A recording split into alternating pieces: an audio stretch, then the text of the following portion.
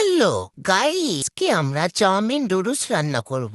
প্রথমে তেলটা গরম করে আমি পেঁয়াজ কুচি দিয়ে দিয়েছি। এখন এটাকে আমরা ভালোভাবে খুঁটিয়ে খুঁটিয়ে নাড়াচাড়া দিয়ে ভালোভাবে ভেজে নেব। সবাই আমরা আদি থেকে ফলো প্লিজ করে দিবেন। তারপর আমাদের ভাজা ভাজা হয়ে গেছে। এখন আমরা কাঁচামরিচ অ্যাড করে দিব। এই চাউমিনে যত ঝাল খাবেন ততই মজা লাগবে। এখন আমরা ভালোভাবে ভাজা ভাজা করে নিচ্ছি। এখন আমরা এটার মধ্যে আদা বাটা অ্যাড করে দিব। পরিমাণ মতো দিবেন, বেশি দিলে গন্ধ কবে, তাই আমরা একটু দিয়ে দিয়ে নাড়াচড়া করে নিব ভালো মতো, যাতে এটা মিক্স হয়ে যায়। মিক্সড হয়ে গেছে। এরপর আমাদের বাসা আগে থেকে গরুর মাংস রান্না করা ছিল, এটা আমি এখানে এড করে দিয়েছি। তারপর এটাকে ভালোভাবে মিক্সড করে দিবেন।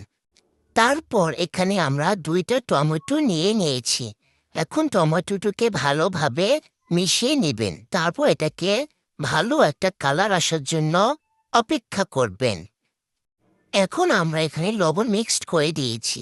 একটু লবণ হয়নি, তাই আমরা আবার দিয়ে দিয়েছি। এখন এটাকে ভালোভাবে মিক্সড করে নেবেন, যাতে এটা ভালোভাবে লবণ ভিতরে মিশিয়ে যায়। তারপর এটাকে ভালোভাবে নাড়িয়ে চড়িয়ে নিতে হবে। আমাদের নাড়া হয়ে গেছে। এখন এটার মধ্যে আমরা ম্যাগি মশলা অ্যাড করে দিব, যাতে এটা কালারটা একটু ভালো আসে। তারপর এটা ভালোভাবে সম্পূর্ণ সাথে মিশিয়ে নেব। নাড়তে নাড়তে আমার হাতে ব্যথা হয়ে গেছে। যাই হোক, এখন এটাকে আমরা আলাদা করে নেব। সাইড করে নিচ্ছি আমরা। তারপর এটার মধ্যে আমরা ডিম মিক্সড করব। এখানে আমি ডিম 3টা নিয়েছি, তার বেশি আমি নিইনি। আপনার যদি ডিম নিতে চান তাহলে অ্যাড করতে পারেন। এখন এটাকে ভালোভাবে মিক্সড করে নিব, যে পর্যন্ত এটা ভাজা ভাজা না হবে। দেখতেই পারছেন এটা ভাজা ভাজা হয়ে গিয়েছে। বেশি ভাজা ভাজা করিনি। এখন আমি এটাকে ভালোভাবে মিক্সড করে নেব, যাতে এটা সম্পূর্ণ সাথে মিশে যায়। তারপর চাউমিন নুডলসের সাথে এই সয়া সসটা ছিল। এত ঠিক কি হয়? এখন আমাদের কিনে নিয়ে দিতে হবে, এতটুকু তো হবেই না।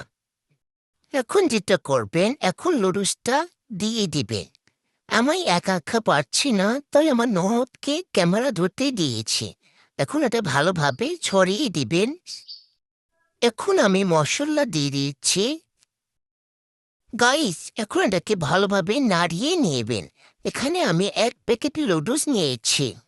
এখন আমাদের লুডুস হয়ে গিয়েছে। সবাই খেয়ে বলবেন কেমন হয়েছে।